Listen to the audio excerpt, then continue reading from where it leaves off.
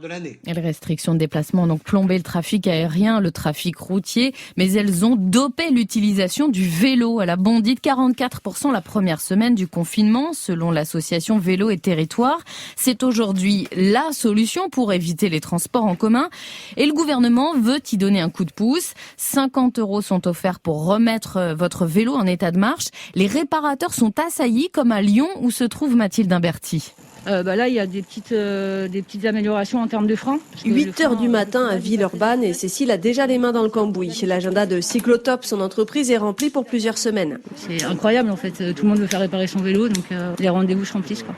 Et je sais pas, je dirais peut-être 5-6 fois plus que d'habitude quoi. Le cycliste ne paye rien si la réparation n'excède pas 50 €. L'État rembourse directement le réparateur.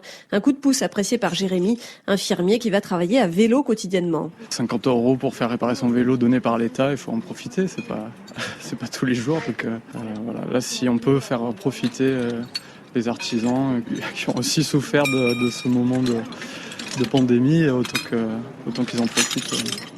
Dans son atelier à Lyon 7e, Romain se réjouit de voir arriver de vieilles bicyclettes, réparateur débordé lui aussi.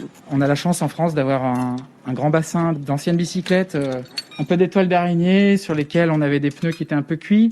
Donc on les remplace. On remplace aussi les chambres à air qui étaient un petit peu cuites aussi, poreuses. Ça sera reparti pour un tour et ça permettra aux clients de se faufiler sur les nouvelles pistes cyclables pour le déconfinement. À ce jour et dans toute la France, 25 000 bicyclettes ont été prises en charge grâce au chèque de 50 €. L'objectif de l'État est de financer 300 000 réparations. Lyon, Mathilde Imberti, France Inter. Et une académie du vélo devrait voir le jour, annonce de la ministre de la Transition écologique. Une école pour former 500 réparateurs chaque année, espère Elisabeth Borne. L'épidémie, en tout cas,